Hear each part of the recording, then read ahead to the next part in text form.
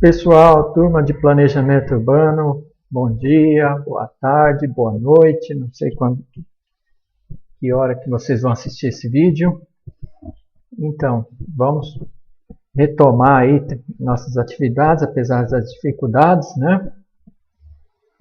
E eu também aqui tentando me adaptar a essas novas plataformas, né?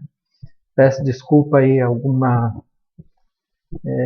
dificuldade, ainda estou meio verde aqui, né? Dar aula para você, assim, para um ambiente de você estar sozinho, você não tem a referência do aluno, né? Então é tudo muito uma aprendizagem. Essas plataformas novas, né? Eu tentei o Skype, mas difícil. Todo mundo está ali online e começava a internet lenta. Então eu estou tentando agora esse formato. Que eu vou deixar tudo lá no Google Sala de Aula, né? Tem suas vantagens, tem suas desvantagens, né? Vai ficar lá todos os textos em PDF, os slides das aulas, essa videoaula aqui que eu já estou gravando, né? A sugestão de documentários, de outras atividades, textos complementares, então vai estar tudo lá, né? E aí a gente tenta, a maior dificuldade que eu vejo é online, né, como o Skype, poderia ter aquela dinâmica de vocês fazerem as perguntas ali no exato momento, né? Então a gente pede nesse formato, mas a gente pode suprir isso, né? Como? No próprio Google Sala de Aula tem lá os espaços para fazer os comentários, colocar as questões, então vamos tentar de uma forma ali. Outra forma é também a gente combinar um horário aí para todos, né? Um horário que a gente se conecte ali, ligue o Skype e aí traga as dúvidas, as questões que foram levantadas aí durante a leitura do texto, né? Durante essa própria videoaula aqui e os documentários que a gente vai ver, né? Então, tudo depende do nosso interesse aí, da nossa dinâmica, nosso interesse em fazer uma dinâmica mais produtiva, participativa, mesmo à distância, né? Então vamos, como eu falei, tudo isso é uma aprendizagem para mim, para vocês já têm mais habilidade com essa parte aí de tecnologias, né? Mas para mim preparar a aula, depois vir aqui aprender essas plataformas, fazer tudo funcionar ali, ainda está sendo uma aprendizagem, né? Bom, então agora a gente retoma a aula aqui, essa videoaula, a partir do ponto, né, a gente estava no texto 2, não é isso? A partir do ponto do texto 2 onde a gente parou, né? Então o texto 2 era lá sobre a questão do planejamento urbano das regiões metropolitanas, né? O texto da Raquel Ronick e a Nádia Somek. Então, eu faço aqui uma retomada, né, do texto, uma introdução a ele, e aí a gente avança onde tinha parado lá o texto, né? O momento onde ele tinha parado, tá certo, gente? Então, o que eu estou tentando aqui é deixar uma parte da tela, né? Os slides, e aqui no cantinho, aqui segregado aqui, está a minha pessoa aqui, né? Porque na aula que eu dei para Geografia Política, eu deixei só slide na frente, né? Eu comecei com a minha imagem ali e tal, e depois deixei só slide, achei que ficou uma coisa muito fria. Vou tentar esse formato aqui, que é o formato das videoconferências, né?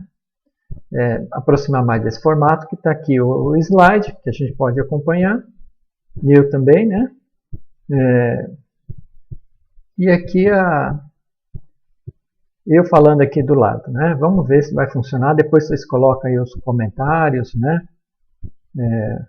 Coloquem os likes e os dislikes aí, e a gente vai tentando aperfeiçoar aí esse modelo de aula que está sendo a primeira vez que eu estou mexendo com isso. Vamos ver se vai dar certo, né? Bom, conto com a compreensão aí e a paciência de vocês. Então, aí no texto 2, né, o objetivo era discutir então, a questão do planejamento regional, né, e essa própria questão metropolitana. Né? O texto dela é de 2000, a gente vai avançar e terminar o texto dela, a gente vai tentar trazer atualizar aí para onde essas questões caminharam. Né? Então, qual que é retomando o texto, né? O debate que ela faz do crescimento, né, das grandes cidades, a metropolização delas, que vão resultando num problema gigantesco de gestão, planejamento, né, e gestão dessas áreas, né, onde um município interfere com o seu uso do solo, transporte, né, saneamento, todas essas questões, né, que vão interferir, estão além da esfera de um município e que não dá para resolver só por ele, né, na esfera dele. Então ele vai ter que buscar uma articulação, né, com outros municípios para resolver esses problemas comuns. Né. Então esse problema vai estourando lá para a década de 50, 60 com esse processo de metropolização, né. E aí os governos militares vão tentar, dentro daquela política, né, dos governos militares, de uma forma centralizada, tecnocrática, resolver esse problema dessa forma, centralizada, tecnocrática, autoritária, né? Então, tanto é que era o tópico que ela colocava lá, ascensão e queda de um modelo, né, dessa gestão metropolitana do período militar. Então, enquanto houve, né, como foi decretada, um exemplo disso é como foi decretada a lei, né, que define as regiões metropolitanas, que nem a gente viu lá na aula anterior, né, em 1973, né, quando é decretada essas regiões metropolitanas. De uma forma totalmente unilateral, de cima para baixo, né? Num viés funcionalista, economicista, não houve um debate, não houve um perfil nessa lei das questões sociais, das diferenças sociais, econômicas, né? Enquanto houve o dinheiro ali que veio do próprio endividamento do país nesse período, né? Vocês lembram lá do milagre econômico, foi um período que o país cresceu bastante, né, no governo militar, esse período do milagre, né, de 69 até mais ou menos 73, que é o choque do petróleo.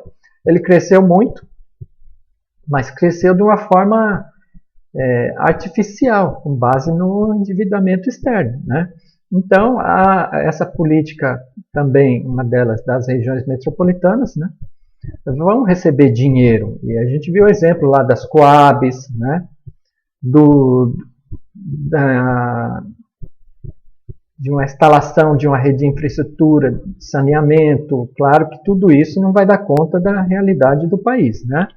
Mas houve grandes intervenções, né, em projetos de mobilidade urbana, como o metrô em muitas capitais, né, muita desvio de verba também, né? Mas naquele momento ele estava funcionando, né? Esse planejamento das regiões metropolitanas, com base nessas organizações, órgãos, né, do governo federal, que era o exemplo da Coab, não é isso? Que teve muito mais influência na política habitacional dos municípios do que o próprio município, porque o dinheiro estava na Coab, né? Então, da onde vinha o dinheiro, vinha o poder ali de interferir espacialmente, né? E vinha do governo federal. Então, esse modelo de gestão metropolitana centralizada a partir do governo federal, ele estabeleceu a lei das regiões metropolitanas, né? Foi muito centralizado e funcionou enquanto tinha esse dinheiro aí irrigando esses órgãos, faziam essas intervenções nos municípios dessas regiões, né? Mas na década de 80, como ela aponta lá, né, esse dinheiro começa a faltar, né? Crise econômica, década de 80, né? Década perdida. Então, o país de um, né, receptor de dinheiro aí, de empréstimos, assim por diante, financiamentos externos, ele não vai receber mais, pelo contrário, vai ter que pagar esse dinheiro com juros elevados, né? A famosa crise da dívida da década de 80, né? Hiperinflação, aumento das desigualdades sociais, concentração de renda, né? Arroxo salarial, aquela maravilha, né? Então, aí ela aponta então a falência desse modelo de gestão metropolitana do governo militar, que também já está entrando ali em decadência, né? É um processo de descentralização, né? Isso, do poder, né? Vai resultar lá na abertura política, né? Nas diretas já. Então, esse modelo está ali na década de 80 já, né? No limite desse modelo e a falência dele, né? E aí, então, ela vai, né? Foi onde a gente parou aí no texto, que ela vai, vamos localizar aqui, gente, aqui, ó, né? Então, a partir desse contexto aí, né? Que ela vai, elas, né? A Ronick e a Nadia Somek, desenvolver esse próximo item, que é o desafio da construção democrática da região, né? Então, esse contexto de democratização que o país vive aí, né? Pós-ditadura. A Constituição, que a gente falou, que era aquela Constituição mais descentralizadora, passou um monte de atribuições aos municípios, mas o recurso não foi proporcional a todas as atribuições, e isso aí vai apontar para os problemas que estão aí hoje, né? Então, nessa parte aí, né, do hobbesianismo, né, o hobbesianismo aí do período militar, né? O que ela aponta como uma cooperação regional, né? Então, primeiro, ela situa isso, né? Olha lá. Descentralização dos anos 80, né? A partir da Constituição de 88, né? Começa, então, a indicar o que ela, né? Isso é importante. O município, em 1988, vai ser considerado, então, uma entidade, né? Federativa. Não era. Então, ele passa a ter autonomia, passa a ter sua política, passa a desenvolver suas próprias leis de uma forma mais autônoma, né? Uma lei orgânica do município. Isso vai desembocar depois no plano diretor, como a gente vai ver nos próximos textos. Então, essa descentralização aí dos anos 80, né? As posturas municipalistas e o colapso do planejamento, né, centralizado pelo governo federal, né? Isso vai cair no que alguns autores apontam como um neolocalismo, né? Uma volta ao poder, né, local, essa descentralização. E no caso do Brasil, então, os municípios e estados passam a ter mais poder, né? Ter mais responsabilidades, ter mais atribuições, que nessa divisão do bolo lá a partir da Constituição de 88, né, não ficou muito satisfatório, né, em termos econômicos para a quantidade de atribuições que eles receberam. Não é isso? Então é um neolocalismo, né, que ela está colocando aí, como já colocou lá no início do texto. Bom, isso vai desembocar, né, essa política mais neolocalista, descentralizada, nos anos 90, na guerra fiscal, na famosa guerra fiscal entre estados e municípios, né? Por quê, né? O que a gente falou na aula anterior, né? Também a ausência de de um projeto nacional, de uma reforma tributária, né? Já que, então, os municípios e estados ganharam mais atribuições e autonomias, né? Essa política, né? Que cada um acaba procurando desenvolver sua política de atração de investimentos, diminuição da carga tributária no que diz respeito às suas esferas políticas, né? E isso, né? Cada um por si e Deus por todos, né? Já que não há um projeto nacional, uma política nacional há muito tempo, né, no país, né? As políticas federais que a gente vê, né, as plataformas políticas dos governos, a maior parte é de estabilizar a economia, controlar a inflação, né, a balança comercial. Bom, e se sobrar dinheiro, vamos ver o que dá para fazer com esse dinheiro aí, né, com esses recursos. Então, a ausência dessa reforma tributária, né, o ganho de atribuições desses entes federativos, estados e municípios, vão cair, né, todos esses fatores numa guerra fiscal entre eles, né? Cada um vai tentar resolver ali da sua maneira, né? E quem pode mais chora menos, né? O Milton Santos vai falar de uma perversidade territorial. Isso.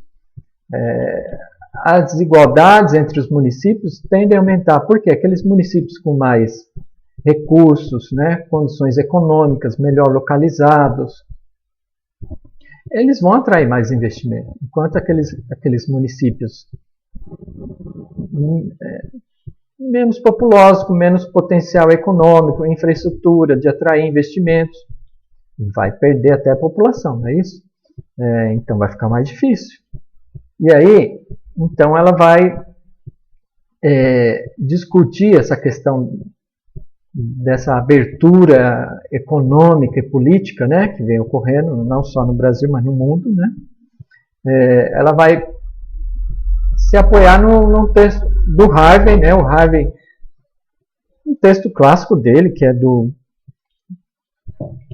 da administração ao empreendedorismo urbano, né, que ele está destacando essa questão de guerra dos lugares, vamos dizer assim, né, por atração desses investimentos aí públicos, privados, né, os municípios tentando se virar de alguma forma aí para atrair investimento nesse contexto de Estado mínimo, não é? Estado neoliberal, enxugamento das tarefas do Estado, né, dos estados, municípios.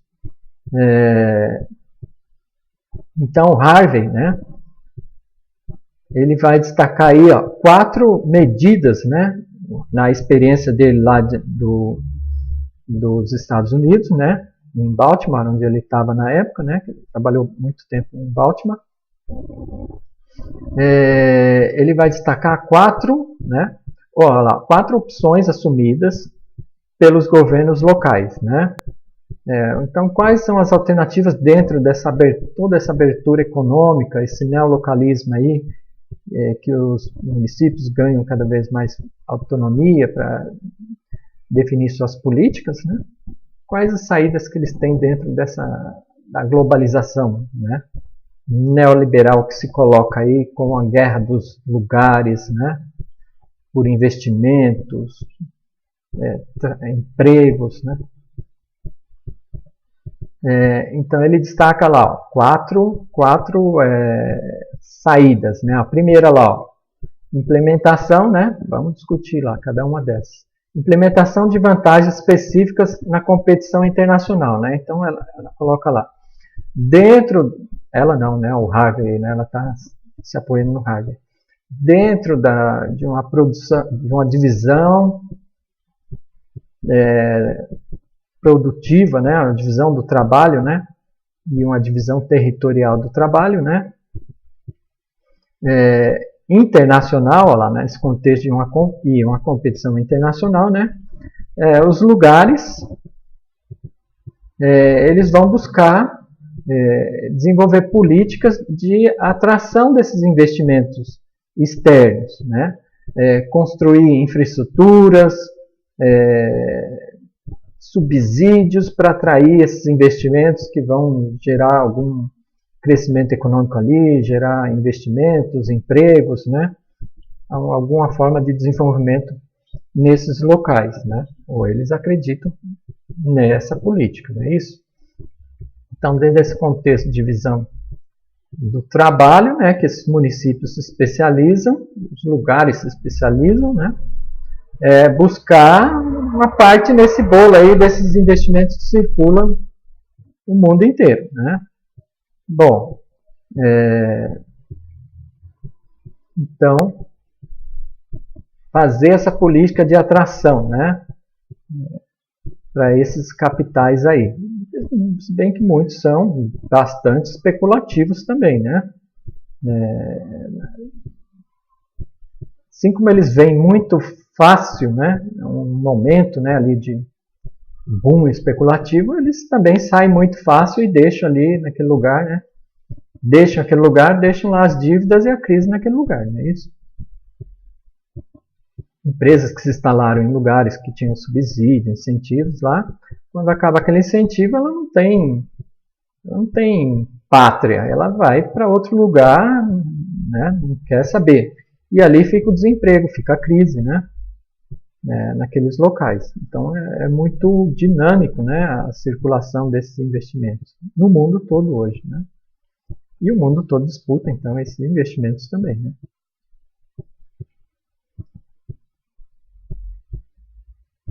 Vide assim o trabalho, né? O sindicato ele foi quebrado, né? Por essa articulação. O capital é mundial, mas o sindicalismo ele não é mundial, por exemplo. Né? Para lutar contra esses interesses colocados aí na escala global. A revolução tecnológica também, né? Bom, mas aí vai fugir um pouquinho daqui. Depois a gente volta a essa questão, né? Estava entrando em stand-by aqui.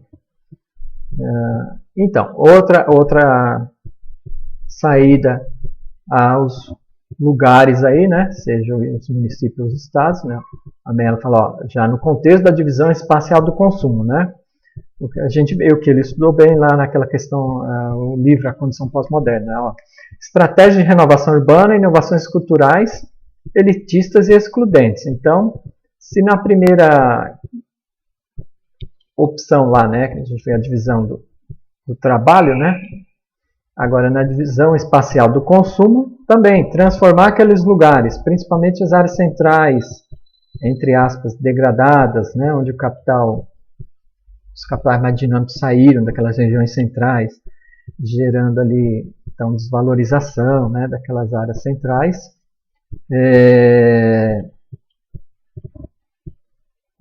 Transformar, né, políticas ali de transformar aquela região, instalar alguma infraestrutura, algum city market da vida, né, trazer atividades culturais, museus, cinemas, né, aquelas regiões desvalorizadas, buscando atrair novos investimentos, atrair a classe média para essas regiões, né, que vai resultar num processo, que pode resultar num processo de revalorização daquelas áreas e expulsão das populações pobres que estavam ali, né, em função da própria desvalorização dessas regiões, né. O que é conhecido, né, por aquele conceito de gentrificação, não é isso? Olha lá, estratégia de renovação urbana, inovações culturais elitistas e excludentes, né? A gente viu os vídeos lá, famigerada, né? Projetos de revitalização, né, dos centros urbanos, tal. Então, tá lá, né, o Harvey, né, nesse texto clássico do Harvey aí, A Condição Pós-Moderna, que ele cita essa experiência lá da cidade onde ele viveu muito tempo lá, que é Baltimore. Olha lá, uma terceira alternativa, né? Ó, lutas do poder local para assumir o controle das operações financeiras, né? Então, que não deixa de estar atrelado à primeira, né? Então, município, né, o prefeito, ele vai tentar demonstrar que o seu município está saneado economicamente, que pode ser, ele pode ir atrás, né, dessas instituições financeiras, BID, principalmente o BID, né, Banco Mundial, né, tem verba para esses projetos de infraestrutura, de habitação, no mundo todo, né? Então eles, ou bancos privados, né? Eu lembro do Maluf em São Paulo, que foi nos países do Extremo Oriente passar o chapéu lá para buscar investimentos, né? Para São Paulo, ele construiu lá aqueles projetos, aqueles predinhos, né? Singapura, lá naquelas áreas mais visíveis, beiras de rodovia, onde tinha favelas, né?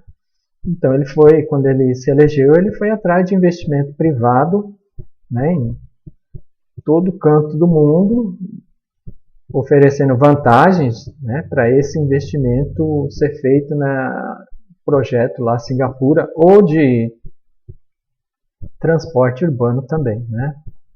Eu lembro do Fura-Fila, mas eu não sei se o financiamento foi internacional, mas de qualquer forma ele correu atrás de um investimento, né, até estrangeiro, para tocar essas grandes obras, né, que ele executava durante muito tempo, em vários mandatos que ele exerceu. Aí é claro que tinha lá o famoso 10%, né, por trás disso.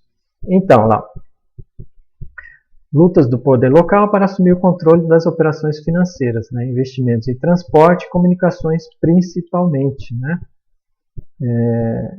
Então, ter esse saneamento das finanças, né, do município, para mostrar que aquele município ele é estável e pode ser investido ali, né, um investimento nacional, estrangeiro, assim por diante, né, que o lucro, né, os juros no final vai estar garantido ali o retorno daquele investimento, né, através dessas grandes obras, né, de infraestrutura principalmente. O que mais que ela coloca lá? E por último, a competição pela redistribuição de excedentes gerados pelos governos centrais e regionais, né?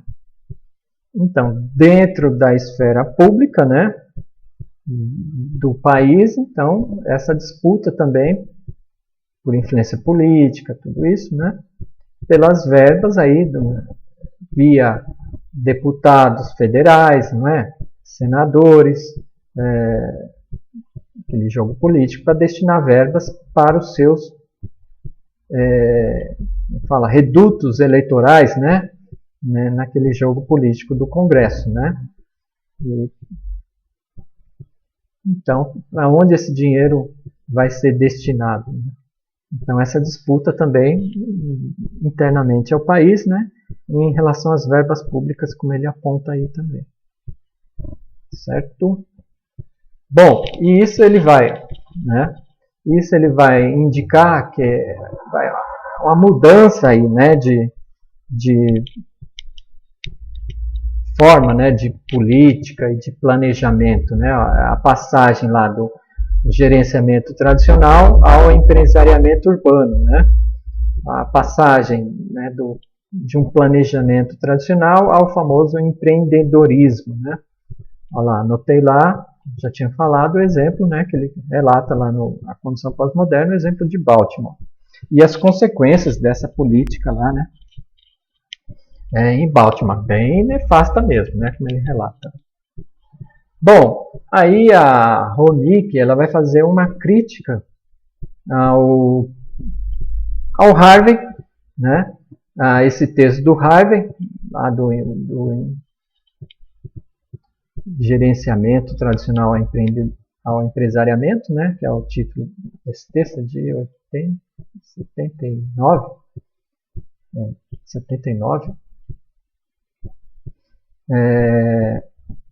que ele só aponta essas experiências de guerra fiscal, né, de competição entre aí as cidades, né, os lugares por esse investimento externo, interno, público ou privado, né? Ela fala, mas ele não aponta experiências contrárias a esse processo, que vão contrárias a essa onda. Então, de um cooperativo, em vez de uma guerra fiscal, um cooperativismo entre os locais, os municípios, né, os poderes locais, né, dividindo o trabalho entre eles, né, cada um tem de vantagem, né, o que cada um oferece de vantagem, como eles podem, então, em vez de competir, eles complementar suas atividades econômicas. Um é mais agrícola, outro é mais industrial, outro é mais comercial, outro tem mais serviços, né? Como é que cada um pode complementar, respeitando suas diversidades, né?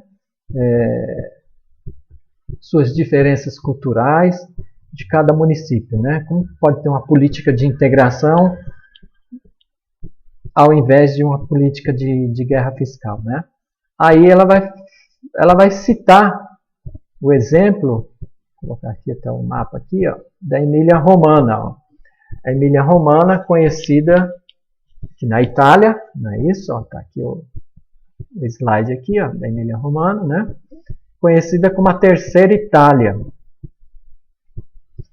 que seria, né? Ela estaria então a Primeira Itália seria o norte, né, italiano mais rico, industrializado, melhores condições de vida, né, estaria ali entre os dois, né, esse norte mais rico, Milão, Turim, né, Gênova são cidades grandes industrializadas, né, do norte da Itália, e o sul da Itália aqui, ó, não é isso? Em geral mais pobre, né, com mais agrícola, menor renda per capita, né? E a Terceira Itália, então, seria... A Emília-Romana seria esse estado aqui, ó, que envolve toda a capital em Bolonha, ó, que envolve vários outros municípios que estão aqui na região, ó, que lá destaca algumas cidades, ó. Aqui no meu mapa, bem simples, né? Parma, Ferrara, Vergato, né? E outras. Então, esse modelo da Emília-Romana, ele ficou muito conhecido no mundo inteiro. Por quê? Porque eles buscaram uma forma de planejamento regional, né, que em vez de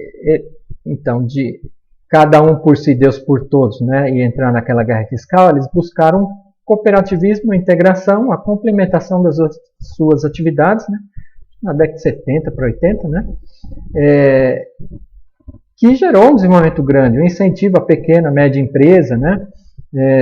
Os investimentos locais, a mão de obra local, formar tecnopolos, né, na região, a integração universidade-empresas, respeitando essas diversidades econômicas, culturais de cada região, que cada uma poderia oferecer e melhorar a partir dessas características, né, de cada local aí dentro dessa região da Emília-Romana, né? Formar tecnopolos, clusters, né? A partir de especialidades, potencialidades colocadas na própria região, e aí sim ela melhorar economicamente a partir dessas ações para competir no mercado internacional, né? Naquele contexto da globalização. Então, foi uma experiência de sucesso que foi exportada para o mundo. Eu lembro que aqui no Brasil, muitos municípios, né, eles contrataram esses gestores lá da Emília-Romana para dar palestras aqui no Brasil, muitas cidades do Brasil, né? Vocês acham o texto aí na internet, né? Colocar lá o modelo emiliano, né? Mais um planejamento econômico, mas vai achar muita coisa desse modelo emiliano aí, né? Que foi um sucesso durante o período. Hoje já está meio, né, desgastado, mas foi e é importante, né? Porque demonstrou uma outra forma de organização regional diferente da simples guerra fiscal, vender lá o seu município, né, atrás de vender, entre aspas, né, atrás de algum investimento, né? E simplesmente a guerra de todos contra todos, né? Não, eles unificaram suas políticas, houve uma complementação deles dentro dessa divisão do trabalho, né? Para eles desenvolver essas potencialidades turísticas, de vinho, de pequenas lojas, de agricultura, o que for a potencialidade daquela região, né? Para fortalecer essas empresas e competir nesse mercado mundial, não é só italiano, europeu, mas mundial mesmo, né? E teve esse sucesso, né? A Emília-Romagna obteve esse sucesso, mas é a exceção, né? O que o Harvey está colocando era a regra, né? Para onde esses municípios caminharam, né? Até difícil dar outro exemplo desses modelos regionais, né? Eu vou deixar um texto lá no Google Aula anexado, que é muito legal, né, falando desse modelo emiliano aí, né, de formação de tecnopolos, clusters, né, aqueles modelos marshallianos de industrialização que vai resultar nos clusters. Então é um texto antigo, mas ele está dando naquele contexto lá que está consolidando esse modelo da Emília-Romagna, né, econômico, é interessante, tá? Tanto conceitual quanto ali relatando um pouquinho a experiência naquele momento da Emília-Romagna. Então eu vou deixar anexado esse texto aí, que a Raquel Ronick estava reivindicando aí do Harvey, que ele só falou da guerra de todos contra todos, né? E não falou não apontou um modelo, né, que se contrapôsse a essa guerra, a guerra fiscal aí, né, nesse contexto de globalização. Bom, então, é isso que ela está colocando, um alerta, né, está falando lá. Competição, individualismo local, né, levou a uma destruição, né, um caráter destrutivo para as localidades e regiões, né.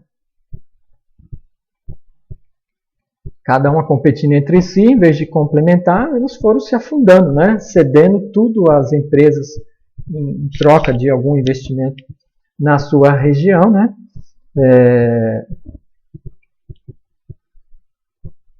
E perdendo muito, né, a famosa evasão fiscal em termos de arrecadação, né? Cada subsídio, isenção fiscal para essas empresas, né, resultava numa perda de arrecadação durante décadas, né?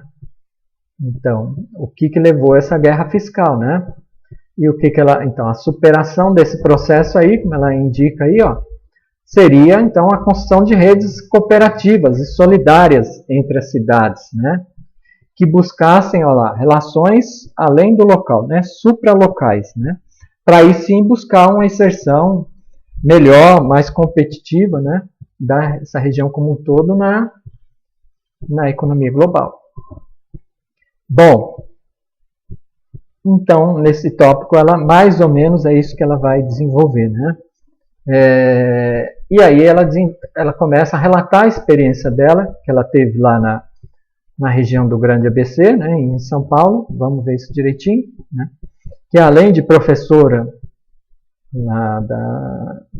de arquitetura e urbanismo da USP, né? Ela também teve experiências, né, no governo federal com planejamento urbano, né? Ela foi uma espécie de consultora aí nessa região do ABC paulista para esse planejamento mais integrado, né, cooperativo, vamos dizer assim, que aqueles municípios estavam buscando. Então ela vai relatar essa experiência dela lá. É o tópico aí, né? O que ensina a experiência do Grande ABC. Então vamos lá. Ela vai contextualizar primeiro, né, essa região do ponto de vista histórico, econômico, né, geográfico aqui também, né, da região do Grande ABC, onde está aqui no mapa aqui, ó, da Grande São Paulo, ó. Vamos dar uma olhada aqui no mapa da Grande São Paulo. Está aqui o município de São Paulo, né? Aqui, ó, vamos dizer assim, aqui, ó, sovaco aqui, ó, sovaquinho aqui de São Paulo, ó. Então, uma divisão, né, uma subdivisão aí da região metropolitana de São Paulo, ó. São 22, mais ou menos, né, 22 milhões de habitantes essa região aqui, ó, metropolitana, né. Esse verde aqui, ó, escuro aqui, ó, são 7 municípios que formam a sub-região aí do grande ABC, né? Hoje estou falando ABC, né? Falar ABCDF, ABCDMF, né? Que é, ó, o A é Santo André, o B é São Bernardo, o C é São Caetano, o D é Diadema, aqui, ó, Diadema, né? O F é Ferraz, o que é aqui, ó? O F, não, F não, gente, desculpa. A, B, C, D, E, M, né? Ó. Então, DM é Mauá, e o R aqui, ó, Ribeirão Pires e Rio Grande da Serra. São 7 municípios aqui, né? Importantes, bastante industrializados, né? Da região metropolitana. Então, como ela coloca lá. Esses municípios como Santo André, São Caetano, São Bernardo, têm um perfil de industrialização. A indústria automobilística ela se desenvolveu, não é que começou aí, né? Mas ela vai ter um polo muito grande, né? Durante muito tempo nessa região do ABC. A indústria petroquímica, né? Tem a refinaria nessa região, indústria de móveis, né? Indústria moveleira, indústria química, então isso é muito autopeça. Então essa região é bastante industrializada, né? Ainda hoje. Alto IDH, né? Tem uma região que esses municípios, nem todos, mas São Bernardo, Santo André, São Caetano, né? Eles têm alto IDH. No Brasil, né? No contexto do Brasil. Então, ó, agora tem alguns problemas nessa região também, né? Vamos ver os problemas do ponto de vista ambiental, econômico, né, social, né? Ó. Aqui, ó, vamos no mapa da região metropolitana, o que aparece em azul aqui, ó, no mapa? Aparece as áreas de mananciais, ó. Tanto a região norte aqui, ó, no município de São Paulo, aqui, ó, região de Mariporã, né? Quanto toda a parte sul aqui, ó, sudeste, né? Da região metropolitana. Toda essa área é uma área de proteção aos mananciais, que deveria ser ou não ocupada, né? Em alguns trechos mais importantes, né, dos mananciais, ou restrição de ocupação. Olha só aqui a região do ABC, ó. A região do ABC aqui, ó. 56% dessa região do ABC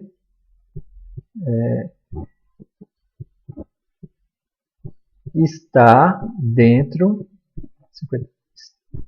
da região do ABC, está dentro da área de proteção aos mananciais, que deveria ser ou não ocupada ou de restrição à ocupação, né? Mas, então, são regiões, cidades, municípios que se industrializaram, cresceram bastante, está dentro da região metropolitana de São Paulo. Essas áreas começam a ser ocupadas. Outra coisa, aqui é a área de manancial, e aqui, ó, tá vendo? É o município, ó, Rio Grande da Serra. Por quê? Aqui, ó, mais ao sul dessa região, toda essa linha aqui ao sul da região metropolitana é a Serra do Mar, né? Esse pedaço aqui é a Serra do Mar, a área de encosta, íngreme, né? Junto aos mananciais, que não deveria ser ocupada. Mas, como a gente sabe, nesse processo de urbanização brasileira, né? Principalmente dessas regiões metropolitanas, houve uma ocupação, né, desenfreada, né, onde esses problemas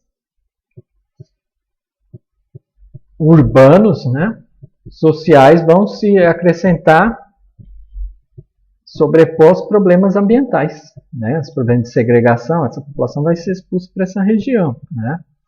Para essas regiões. Declividade, de fundo de vales, de rios, sujeita a áreas de enchente, né? Como ela vai caracterizar lá, ó. Então, olha lá. Olha lá que ela coloca a região do ABC, né? Berço da indústria automobilística do país. Na época ela colocou quase 3 milhões de habitantes, né? 2,7 milhões de habitantes, hoje já passou dos 3 milhões de habitantes, né? Uns 3 milhões e meio de habitantes, né? A região. A maior parte em áreas de mananciais, né? E aí ela destaca, então, dentro desse contexto que nós estamos vendo aqui, né? 2 problemas grandes. Olha lá, desde a criação da região metropolitana de São Paulo lá em 73, né? Não teve um planejamento efetivo. Bom, não teve, em nenhum lugar do Brasil teve. Aqueles famosos planos, né, de gaveta, genéricos, amplos, bonitos, tinha um discurso muito bonito, né, envolviam todas as áreas, economias, social, cultural, ambiental, mas não tinha os recursos nem os instrumentos legais para se efetivar, né? Então, eram os PDDI, Planos Diretores de Desenvolvimento Integrado, né? Os famosos PDDIs, né? Mas que eram planos genéricos de gaveta que não tiveram efeito, né? Ou muito pouco efeito sobre o ordenamento dessas regiões, né? Municípios ou regiões. Outra questão que ela coloca também, importante, é que a gente está falando, aquela região é uma área de proteção aos mananciais, boa parte dela, né? Em 1976, foi aprovada no Estado a Lei de Proteção aos Mananciais. Então, a lei que tinha a intenção, né, de proteger a ocupação daquelas áreas lá mais frágeis, né, de mananciais, ela não instalava infraestrutura naquela área para não incentivar a ocupação. Então, restringia a ocupação naquela área. Não permitia a aprovação de loteamentos naquela área. Como ela era uma lei restritiva, né, não legalizava mas os loteamentos iam acontecendo de forma clandestina. Já que ela não permitia a ocupação, né, não regularizava a ocupação, não aprovava lá os loteamentos, por exemplo, né, arruamento, né, toda uma infraestrutura para aquela área para não incentivar a ocupação, mas a ocupação ia ocorrendo de forma irregular. Então, uma lei que tinha a intenção, uma boa intenção de preservar aquela região, por isso que surge a lei, mas, contraditoriamente, ela era mais prejudicial por ser rígida, né? Que a ocupação ia ocorrendo de forma irregular, já que ela não permitia a ocupação legal, né? Então, aí ia ocorrendo de forma ilegal. E as periferias dessas regiões, da região aí do ABC, já se aproximando das encostas da Serra do Mar, lá, acidentada, é muito precária. Muito loteamento clandestino, favelas, né? Uns indicadores sociais assim bem ruins, né? Então ela destaca esse conjunto de problemas aí. O outro problema que ela vai caracterizar aí é em decorrência da globalização e a reestruturação produtiva, né? O que elas ocasionaram na área? Então, ali, como a gente viu, berço da indústria automobilística, muitas indústrias ali, automobilística, Ford, Volks, GM, Scania, de autopeça, de eletrodomésticos, aquela região ali, né? Tem muito, tinha, né? Bastante indústria, não quer dizer que desapareceu tudo, mas tinha muita indústria, a região era uma área industrial mesmo, né? A globalização, houve essa desconcentração, né? Aquela região ficou cara, a mão de obra, os impostos, o espaço. Muitas indústrias, dentro daquela guerra fiscal, foi embora. Foi para outros lugares onde a mão de obra, os incentivos fiscais eram mais baratos, né? Ou a indústria, as empresas que ficaram lá, também substituíram muita mão de obra por tecnologia, né? Automação, automatização. Então, ou ela foi embora, ou ela reduziu o seu quadro de trabalhadores. Consequência, né? Um alto desemprego em toda a região, ali para a década de 80, 90, né? Lembra lá o berço do PT, né? Ali na região de São Bernardo, o Lula, né? O Lula trabalhou nessas indústrias, não sei Brastemp que ele trabalhou, não sei qual empresa de lá, da região do ABC, né? Então a CUT, o PT tem um pezinho ali, né? Forte. Por quê? Porque esse grande número de trabalhadores, operários, né, eles se organizaram, desde a luta da ditadura, né, se organizaram em sindicatos fortes, né, e lutaram pelas condições ali de trabalho, de salário, né, durante muito tempo. Né, tiveram uma projeção nacional, é isso? Então, isso também foi um fator de as empresas saírem, porque essa mão de obra era organizada, né, mais cara. Então, essas empresas fugiram para outros lugares do país, para fora, né, de acordo com os incentivos que elas recebiam, né, ou reduziram o seu número de empregados, né, nessa região. A gente viu agora recentemente a Ford, não é? A Ford saiu, a Ford já tinha desconcentrado parte da produção para outros municípios do país, não é? Para Bahia, né? Por exemplo. Estado da Bahia, né? E depois acabou saindo lá do ABC, né? Tá lá o terreno, né? O espaço físico lá, ninguém sabe o que vai fazer. Algumas empresas chinesas querem comprar, né? Mas tá lá parado e o que ficou lá? Ficou lá o desemprego, né? Aquela população lá, milhares de trabalhadores que ficaram sem emprego ali, né? Com a saída da Ford e outras empresas daquela região. Então ela fala que o desemprego nessa região chegou a 20% na década de 90, mais de 100 mil postos de trabalho foram perdidos, né? 20% de desemprego, qualquer desemprego acima de 10% é muito alto, né? 20% é muito alto. A gente está vivendo hoje também essa crise, né? Ela falou, era acima da média da própria região metropolitana. Então essa região passou por um processo de estagnação, né? Muito grande. E ela está buscando um outro perfil econômico. Para onde que essa região caminha em termos de perfil econômico, de atividades a se desenvolver? Então vem uma terceirização muito grande, né? Para essa região.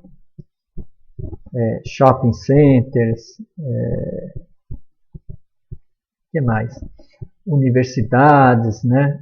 Hoje tem muito uma desconcentração para essa região, que bem ou mal ela tem um certo padrão de renda, né? Uma parte dessa população. Então ela tenta se reestruturar, né? É o que ela coloca aí, ó. A resposta a essa crise econômica que esses municípios aí do ABC vem passando, né? Nesse período que ela está destacando aí da década de 90, né? Olha lá, essas iniciativas lá, ó, consórcio intermunicipal, né?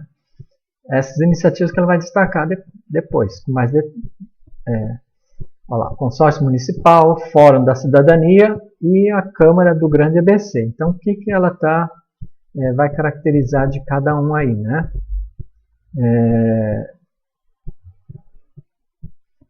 O consórcio intermunicipal, né, os municípios, vai naquele contexto do consórcio intermunicipal de bacias, né?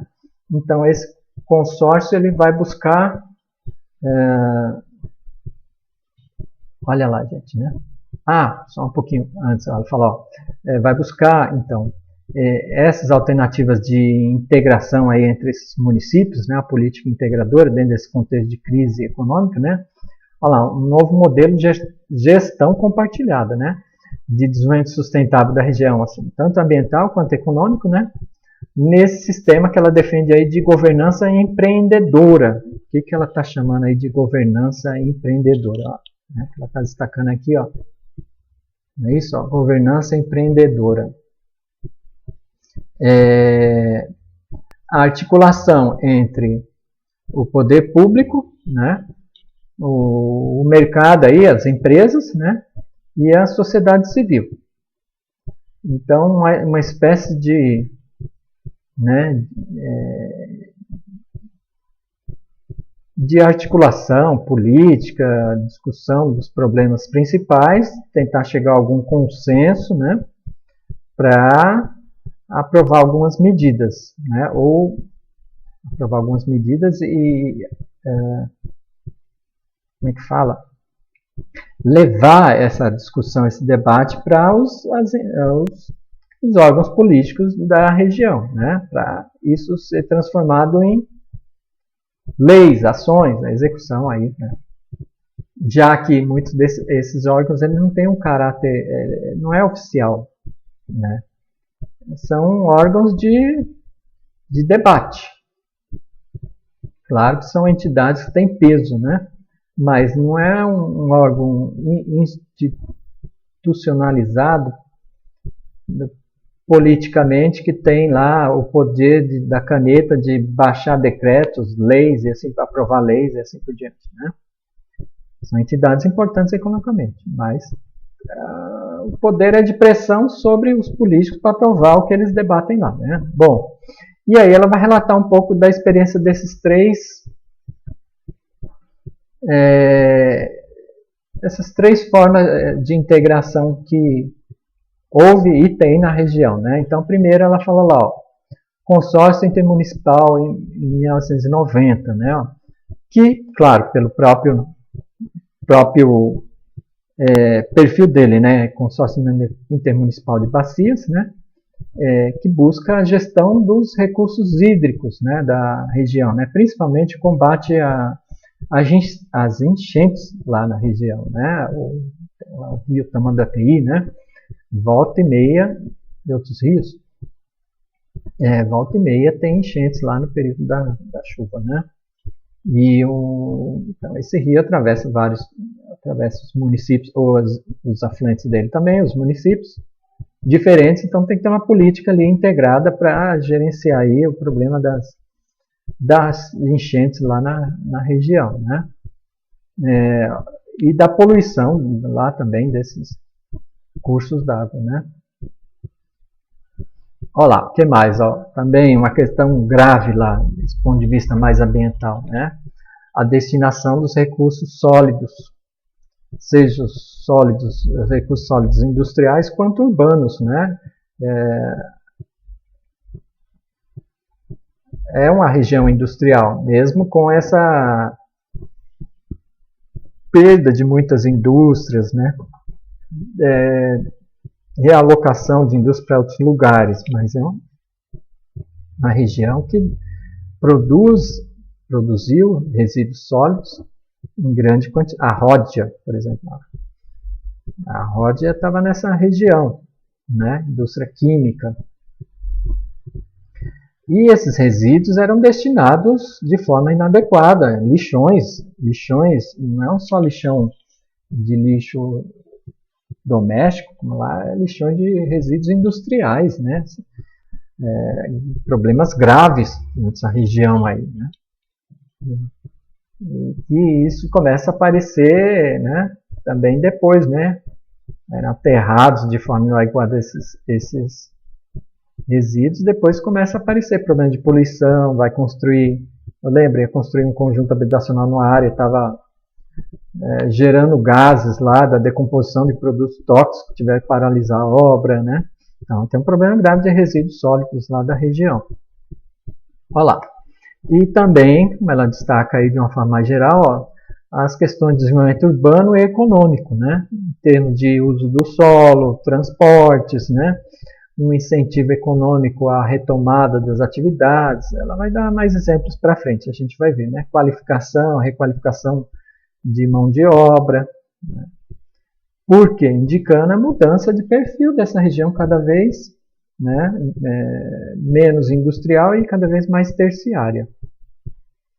Mas, né, como ela indica aí, ó, na mudança de governo aí no período, né, de 93 para 94, muda os prefeitos.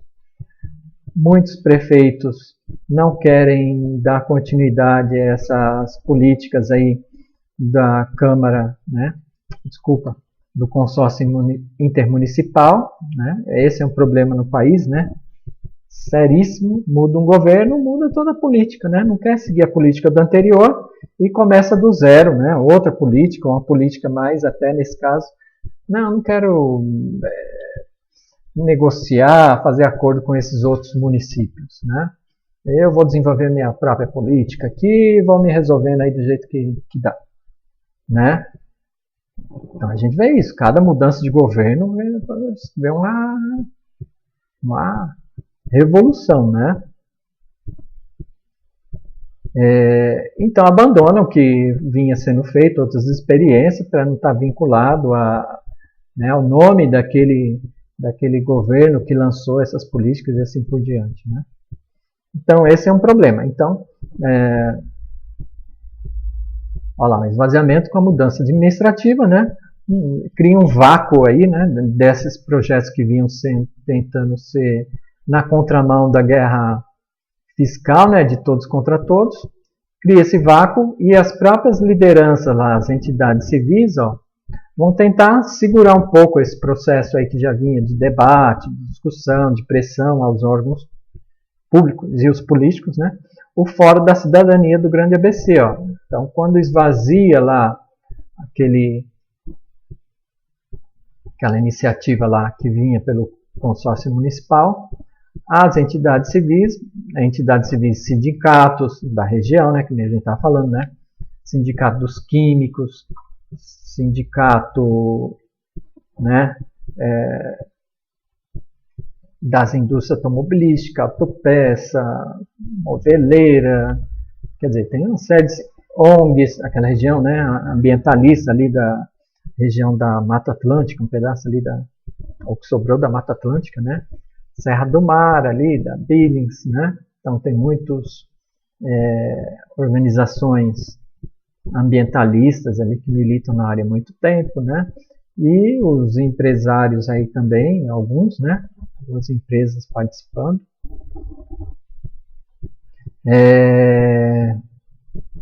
Criam o Fórum da Cidadania, né? Olha lá, movimentos e organizações da região, né? Para não perder esse espaço de debate, de proposições, né? E de pressão dos órgãos públicos ali da região, né? Bom, ela coloca que essa experiência ela obtém sucesso, né? Dentro desse papel aí de um órgão que não era deliberativo, né? Mas era um órgão de discussão e proposição e pressão, né, dos governos locais. Então essa experiência é importante, vai ser muito importante para o planejamento ou o tipo de planejamento que vai se instalar nessa região, né? Vai se criando, né, essa experiência. Olha lá, e aí em 97, né? Outro momento, outra mudança de governo, né? Outro contexto, ó. O fórum ele é ampliado, então, para a Câmara do Grande ABC, ó, espaço de negociação e formalização de acordos visando o desenvolvimento sustentável da região, naquele modelo de governança urbana lá, né? Entre poder público, empresariado e sociedade civil. Então, ela acredita, né, nessa forma de gestão, né? Ela fala muito de gestão. Ela não fala de planejamento. Então, ela acredita nessa divisão, né? repartida aí de corresponsabilização, né? Então essas entidades elas estão assumindo um papel ativo, proativo, né? Então elas estão também assumindo a corresponsabilidade nas diretrizes, na política de alguma forma não formalizada, institucional, mas de pressão à política oficial, né? O termo oficial. Então, ela vai dar uma série de exemplos, né, de atuação aí da Câmara do Grande ABC, né? Olha lá, avançando dentro dessa Câmara do Grande ABC, né? Eles têm até um plenário lá, tem um prédio próprio que é debatido lá os problemas desses municípios, né?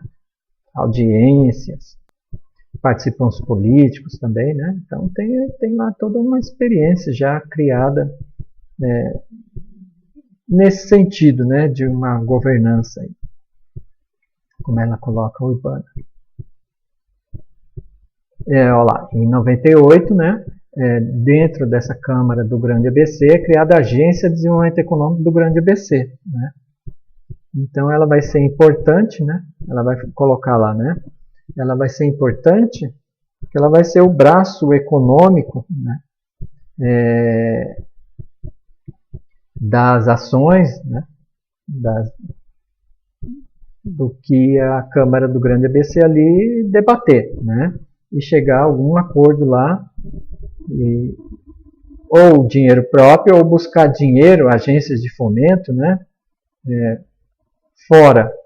Então ela vai indicar uma série de ações aí, que já vem desde lá do consórcio intermunicipal, né? Atacar aqueles problemas principais dessa região, né? Ela coloca lá, né? Vai avançando para grupos de trabalho, né?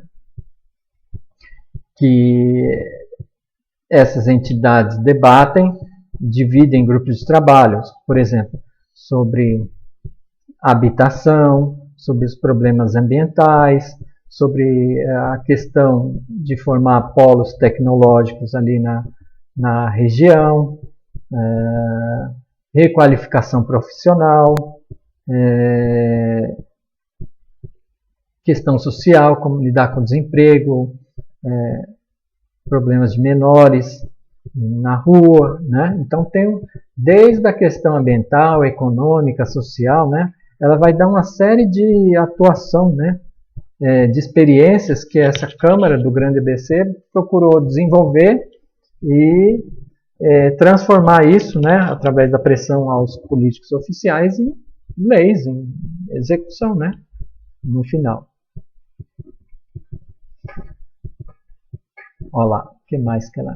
Então ela indica lá uma série de grupos de trabalhos, né, de conquistas que eles alcançaram também, né? Tá lá no texto, lá vai dar uma série de números, de quantos foram alfabetizados, projetos de habitação de alguma forma que eles conseguiram pressionar para instalar naquelas áreas, né? Avançar, adiantar obras, ela fala do Rodoanel, foi adiantar lá em 24 meses a obra do Rodoanel, né? Porque eles têm pressão ali, estão acompanhando, né? Essas ações do governo, os governos municipais e estadual, né? Então ela vai dar uma série de números que estão lá no texto lá, né? Que eles conseguiram, né? Agora, o que mais que ela coloca aí, ó? Que foi, então, uma alternativa à mera lá, né, guerra fiscal lá, o empreendedorismo da cooperação regional, né, ao invés da guerra fiscal, em substituição à mera venda barata da região, né, o famoso city market, né, e guerra fiscal. Mas tem muitos impasses aí, né, a superar, né, não foi também aquela maravilha, né? Muitos desafios. Olha lá o que ela está destacando aí, né? Criação e reconhecimento, né, de uma nova entidade federativa capaz de articulação municipal. Então esse é o grande problema, né? Criação e reconhecimento, porque hoje, como a gente falou na aula passada, não existe um governo metropolitano. regional metropolitano, né? Existe o governo estadual e os governos municipais. Entre, né, o município e o estado, onde a região metropolitana está. Então esse é um problema, né? No final não tem o peso da caneta, ter os recursos destinados por lei àquela entidade, né? Aquela ente federativo que não existe, né? Região metropolitana. Então, criação de uma entidade nova, federativa, capaz de articulação desses municípios, né? Fazer uma política, como que chama, né? Interfederativa.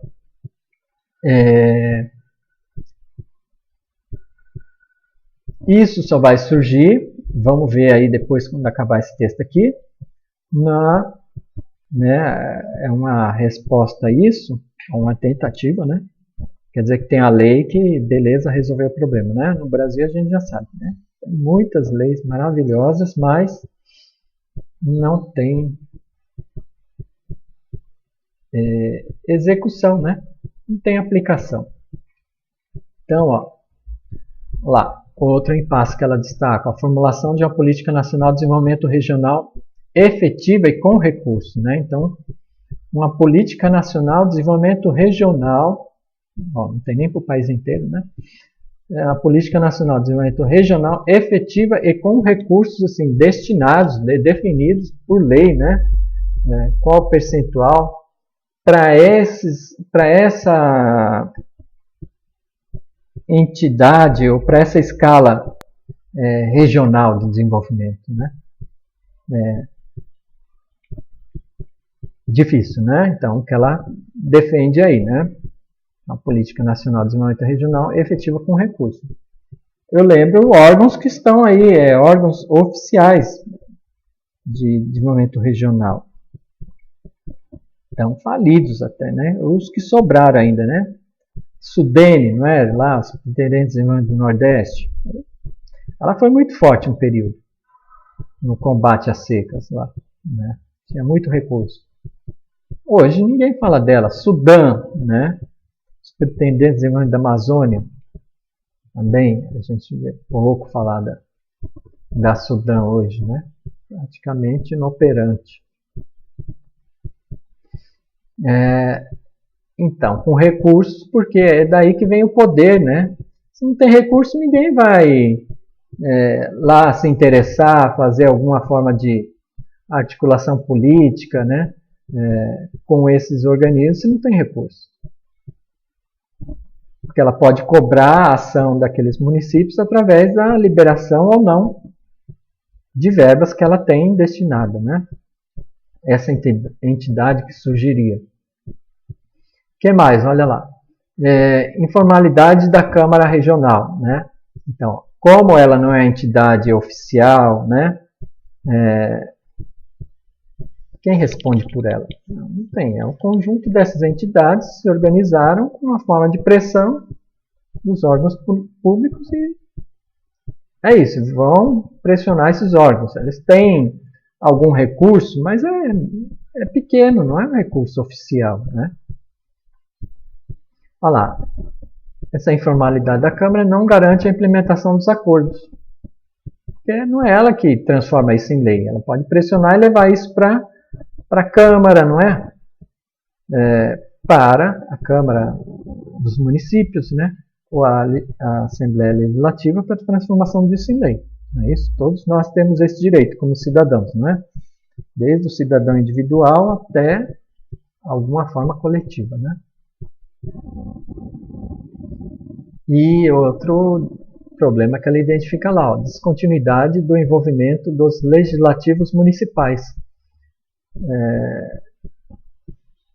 Esse é um problema, né? Então, a descontinuidade dos governos. Muda o governo, muda aquela política, larga o que um vinha fazendo, alguma experiência importante, interessante. Ele quer criar a própria dele, que vai dar nome à sua, vai dar ibope para a sua ação política, né? E não a que o governo anterior estava fazendo.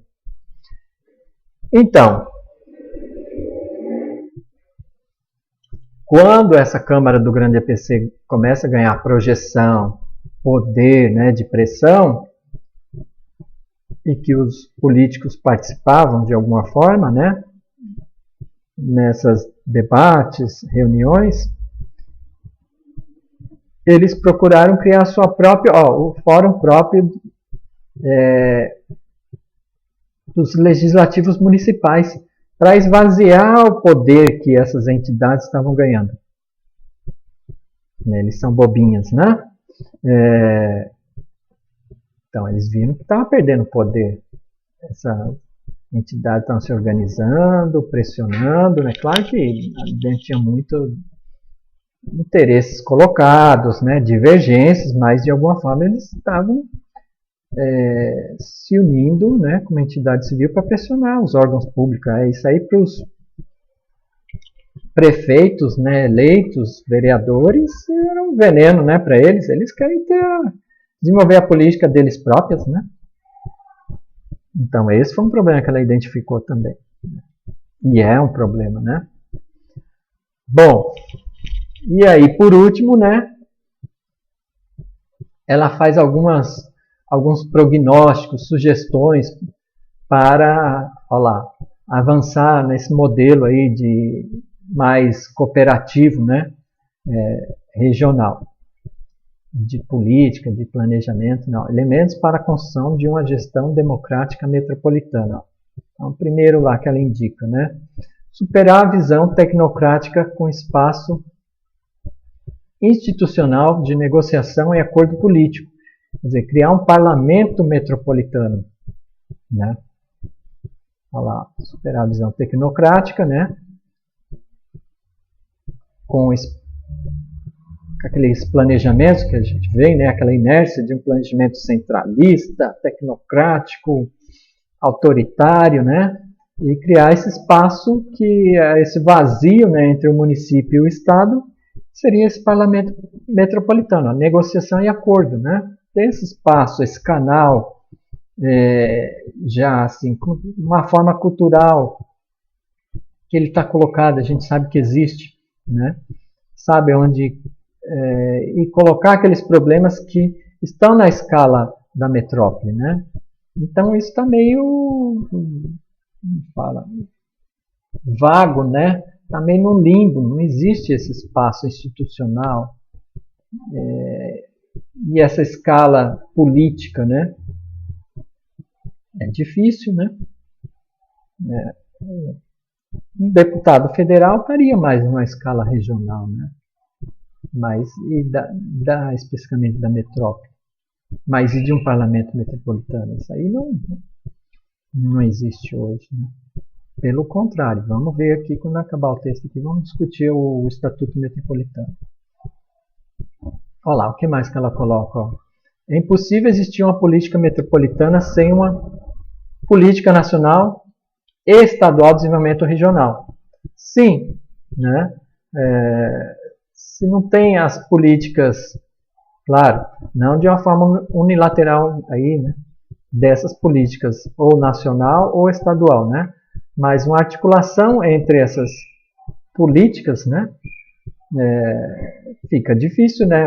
Só uma política no nível regional, os municípios tentando fazer uma política regional sem ter um apoio, né? Uma diretriz, seja do Estado, seja do governo estadual, seja do governo federal, né? Sem uma política nacional, né? Porque cai naquilo que a gente falou, se não tem essa política, numa guerra fiscal.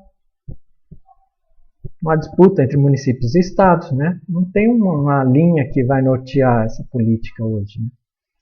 Então, esse é o grande problema, né? A gente, quando vê a campanha, as campanhas políticas aí, tanto federal quanto estadual, qual que é a plataforma política? O que eles propõem como qual a proposta deles para essa escala de governo aí metropolitano ou intermunicipal, né? A articulação intermunicipal dentro dessas regiões metropolitanas. Qual que é a política proposta de articulação e integração? Difícil, né? Então, Outra questão, o modelo de gestão deve incluir a sociedade em suas representações regionais, a governança urbana que ela defende, né? Repartir esse poder, né? Descentralizar esse poder para as entidades civis, né? Empresariais, essa repartição entre poder público, poder privado aí das entidades empresariais e das entidades civis, né? ONGs, sindicatos, associações aí diversas aí populares, né? Então, ela acredita nisso, né? Já era um meio caminho, não sei se vai resolver também, né? Como que seria o poder aí dos empresários frente às entidades, mas é um caminho, né? Então, esse modelo de governança urbana, né? Descentralizar esse poder. Olha lá. O que mais que ela identifica? Cada sistema urbano se espacializa de forma distinta e exige alternativas institucionais distintas. O que ela dá o exemplo da questão da habitação, do saneamento básico, dos transportes, da energia. Cada um desses sistemas é uma escala, muitas vezes federal, estadual, e que tem uma espacialização diferente, né? A rede de energia, a transmissão de energia, é diferente da rede de saneamento básico, então elas exigem um planejamento diferente. Ela fala, nem todo problema metropolitano é um problema de todos os municípios que estão ali naquela região metropolitana, né? Então cada um se espacializa de um jeito. Às vezes é um problema num município, mas no outro não é. Ou que pode ter a redundância de investimentos também, né? E isso interfere muito no município, uma rede de transporte federal, estadual, municipal, que corta o município, né? Tem um impacto gigante. No outro já não tem tanto, então tudo isso tem suas particularidades, não dá para, né, tratar isso de uma forma homogênea, né? Do problema da região metropolitana, não. Senão vai ter desperdício de recursos, de investimentos, né? Então cada um tem que ser tratado de uma forma específica, né? Cada um desses sistemas. Não impacta a região de uma forma igual, né? Os municípios da região de uma forma igual. Então tem um planejamento diferente aí também, nesse caso, né? Outra questão, construção de uma instância política institucional metropolitana. A construção de uma instância política institucional não invalida as outras formas de articulação, porque esse é o grande medo dos políticos, né? Um governo metropolitano, fórum metropolitano, né? Vamos supor, deputados metropolitanos. Os municípios vão ficar com medo de perder poder, né? Ou até o Estado também, né? E perder recursos também, né? Que vai ser destinado a esses novos cargos políticos, atribuições, né, que eles vão assumir também, né? Então, falar, isso não quer dizer que vai invalidar, né, as outras formas de governo que existem na federação, né? Não pode, né? Tem que ter uma articulação, né? Não vai voltar aquele governo centralizado, autoritário do período da ditadura. Esperamos que não, né? Com esse Bolsonaro aí, tudo pode acontecer, né? E por último, mas não menos importante, né? A recentralização não deve ser vista como um retrocesso da democracia e do poder local, né? Então, essa recentralização numa espécie de governo metropolitano que ela defende, né? Não quer dizer que vai esvaziar de poder lá as outras esferas, né? As esferas municipais, né? Não pode ser vista, né, como um retorno àquele período centralista, autoritário, né? E que o poder local vai voltar a perder poder, né? Frente a essa nova instância política metropolitana, né? Bom, então o texto dela é de 2000, né? Claro, a gente tem que pensar isso, atualizar essa questão, né? Tanto é que os problemas que ela estão identificando, né, vão resultar aqui, ó, em 2015. Vou colocar aqui, pessoal, ó, vou sumir da tela aí um pouquinho, mas para a gente destacar, ó, todas essas demandas vinham sendo debatidas no Congresso, né, de alguma forma.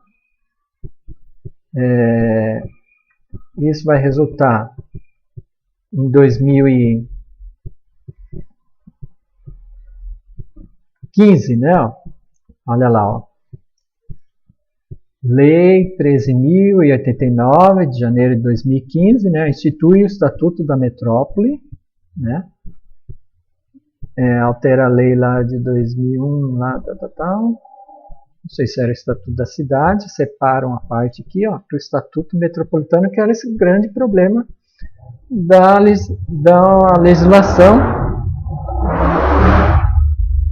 Passou uma moto aqui. Da legislação,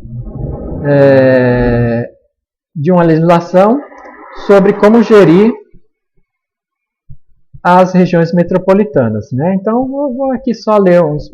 Eu vou deixar em anexo também, tá, pessoal, no atividade da aula de hoje, né? Vai estar em anexo todos esses documentos aí, esses textos que eu falei, né? E uns textos também, um vídeo, vou deixar também, eu já vou falar um pouquinho. Olha lá, gente, rapidinho aqui, ó. Esta lei, denominada Estatuto da Metrópole, estabelece diretrizes gerais para o planejamento e a gestão e execução das funções públicas de interesse comum em regiões metropolitanas, em aglomerações urbanas instituídas pelos estados, né, que isso passa a ser, né, atribuição, depois da Constituição de 88, do Estado. Ó, aglomerações urbanas são aglomerações conurbações que não tem uma metrópole formada ainda. Acho que tem 4 ou 5, se não me engano, né? E normas gerais sobre o plano de desenvolvimento urbano integrado, ó, o que é, né? Deve estabelecer, né? Então, estabelece diretrizes gerais para o planejamento, a gestão e a execução das funções públicas de interesse comum em regiões metropolitanas e aglomerações urbanas instituídas pelo Estado. Normas gerais sobre o planejamento, desenvolvimento urbano integrado e outros instrumentos de governança interfederativa, né? Entre municípios e Estado, que está essa região metropolitana e assim por diante. E critérios para o apoio da União a ações que envolvem a governança interfederativa no campo do desenvolvimento urbano com base nos incisos, tal. Então, o que mais aqui? Ele vai definir, ó, além das regiões metropolitanas e aglomerações urbanas, as disposições dessa lei aplicam-se no que couber, né? As microrregiões instituídas pelos estados como fundamento em funções públicas de interesse comum, né, com características predominantemente urbanas. Seria uma micro-região metropolitana, ainda não é a região metropolitana, né, como a gente entende. Artigo vetado. Seria bom ver o que é esse artigo vetado aqui, ó. Isso é interessante. Às vezes era a verba que o governo federal tinha que aumentar para as regiões metropolitanas, para cortar. Olha lá, 2. Na aplicação das disposições serão observadas as normas gerais de direito urbanístico estabelecidas em lei, lá do Estatuto da Cidade, olha lá. Tem uma articulação com a lei federal, né? A outra lei federal lá, Estatuto da Cidade.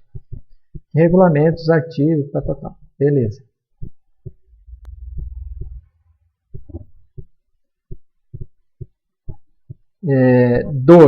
Aqui, artigo 2, para os efeitos dessa lei, ó. Aqui sim, ele está definindo, ó. O que é aglomeração urbana? Ó, aglomeração urbana, unidade territorial urbana constituída pelo agrupamento de 2 ou mais municípios limítrofes, caracterizados por complementaridade funcional e integração das dinâmicas geográficas, ambientais, políticas e socioeconômicas. 2. Função pública de interesse comum, política pública ou ação nela inserida cuja realização por parte de um município isoladamente seja inviável ou cause impacto em municípios limítrofes. Olha lá, gestão plena. condição da região metropolitana ou de aglomeração urbana que possui formalização e delimitação mediante lei complementar estadual, né? Estrutura de governança interferativa própria, nos termos da lei. Tal.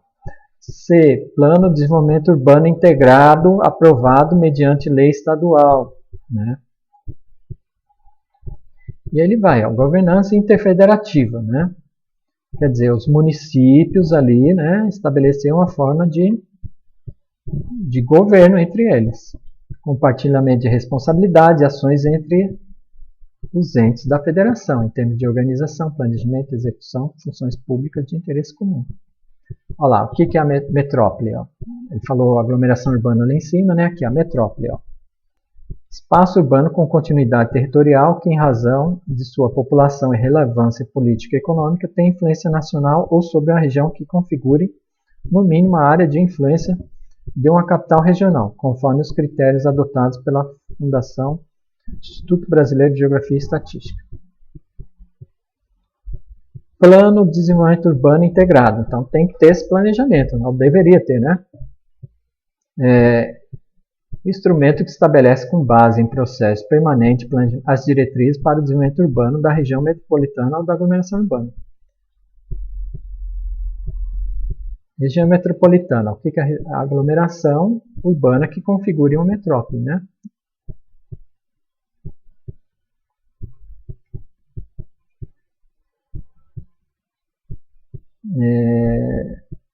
Parágrafo único.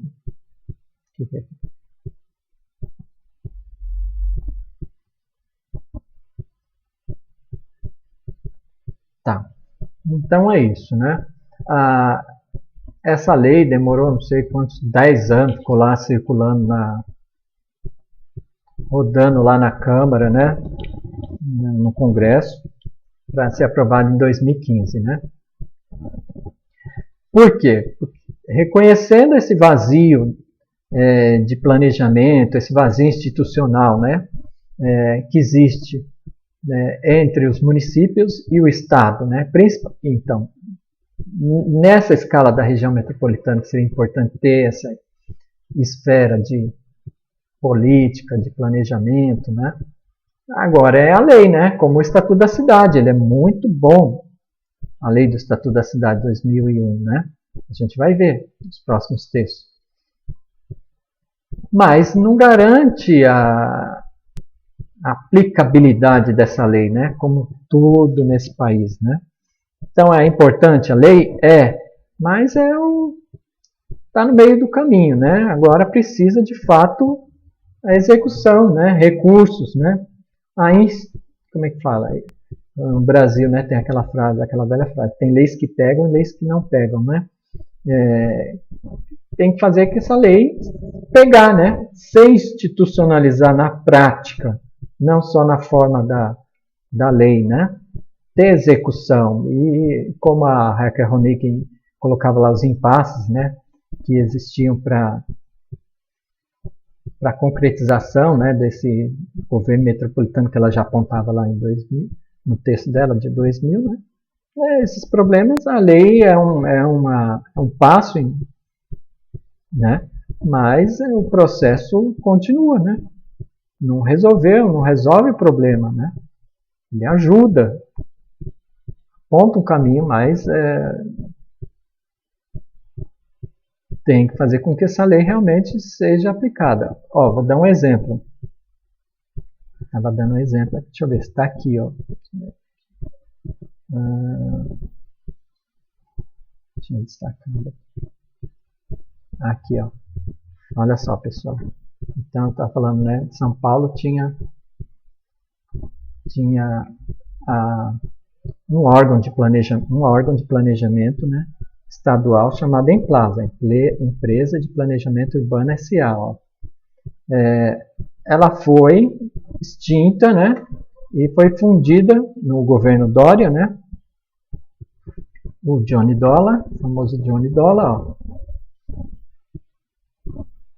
que era a empresa que fazia o planejamento regional da Grande São Paulo, da Grande Campinas, da Baixada Santista, do Vale do Paraíba, né? Ó lá, aqui, ó. Na internet aqui eu peguei, ó. Extinção da Emplasa e Codasp prejudica projetos na região. Fim das estatais paulistas é uma determinação do governo João Dória. Empresas foram responsáveis por projetos estruturais e pela criação da região metropolitana de Campinas. Então, quando há a fusão dessas empresas públicas, autarquias, né, há um corte de empregos grande, né, aqueles que já são CLT, não são mais realocados, né, um enxugamento, né, desses órgãos, dessas atividades, recursos para esses órgãos, que eles vão perdendo poder. Então, olha lá, a gente acabou de falar de que saiu a lei em 2015 da região metropolitana para buscar esse planejamento comum, né, melhorar o desenvolvimento, de alguma forma, dessas regiões.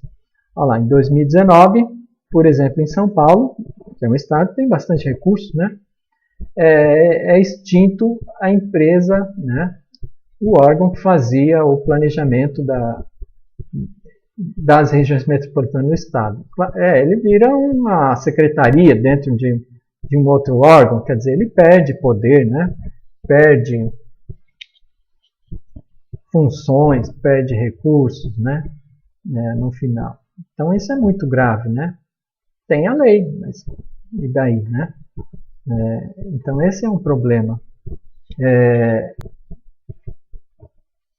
Então, para a gente pensar, vou deixar lá algum tipo de exercício, atividade, para a gente pensar então, em cima do texto da Ronick, atualizar esse texto com o que o Estatuto da Metrópole trouxe a partir de 2015, o que transformou efetivamente das metrópoles, o que trouxe de execução no final a lei, né? Vamos pensar sobre isso. Eu também deixei aqui, pessoal, um vídeo, vou deixar um vídeo aí postado também, aí no Google Sala, um vídeo muito interessante, que é esse debate. Onde está? Está aqui, ó. Aqui. Vídeo, isso, ó. Esse vídeo aqui, ó, Estatuto da Metrópole. Olha lá, esse vídeo, né, do YouTube, o Estatuto da Metrópole, que tem uma especialista, advogada, né, do direito urbano, que vai, né, ó, é de 2018, ela vai debater os problemas do Estatuto da Metrópole, né? Ela vai colocar do ponto de vista do direito, que não era nem necessário, porque na Constituição já tem como é que fala? Leis que estabelecem como deve ser o planejamento regional. Ela fala que não precisaria, né, em termos da legislação. Tem uma lei que já existe. Por que tem que ter uma lei da região metropolitana especificamente, né? Na escala regional, se já existe normas, diretrizes, né, para de uma legislação que envolve uma política regional. Já tem lá na Constituição. Ela vai debater isso.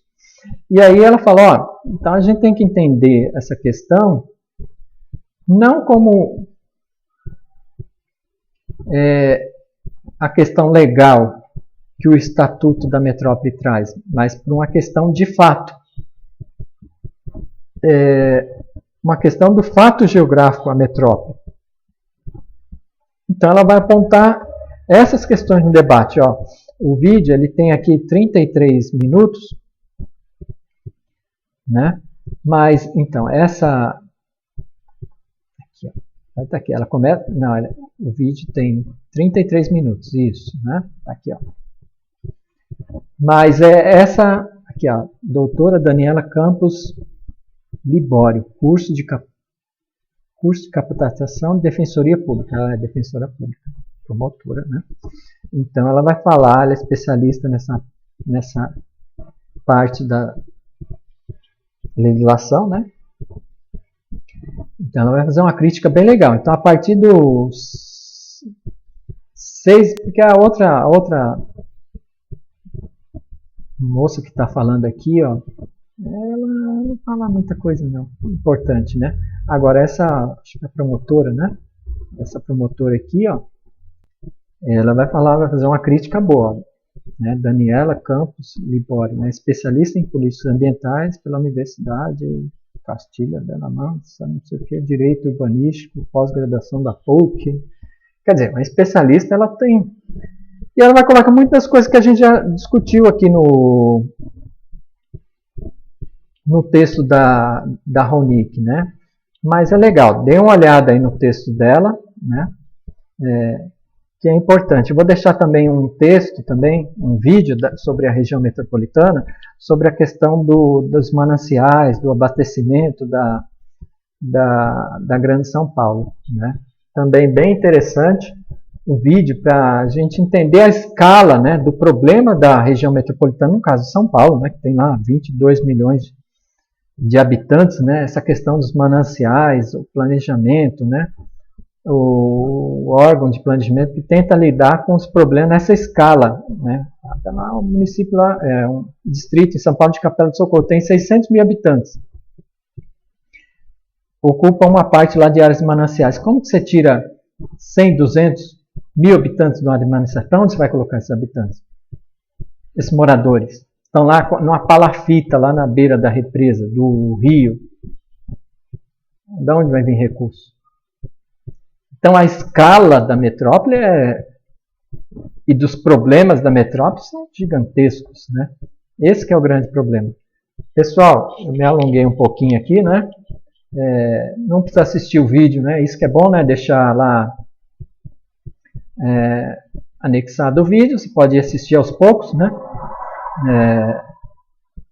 O vídeo, depois pegar aí esses textos, se tiver interesse, né? Vai estar os slides lá também anexados, né? O texto da Ronick, né?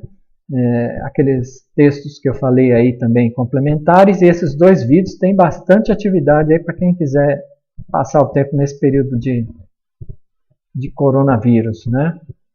Esses tempos bicudos aí de confinamento. Então, obrigado pessoal pela atenção aí, né?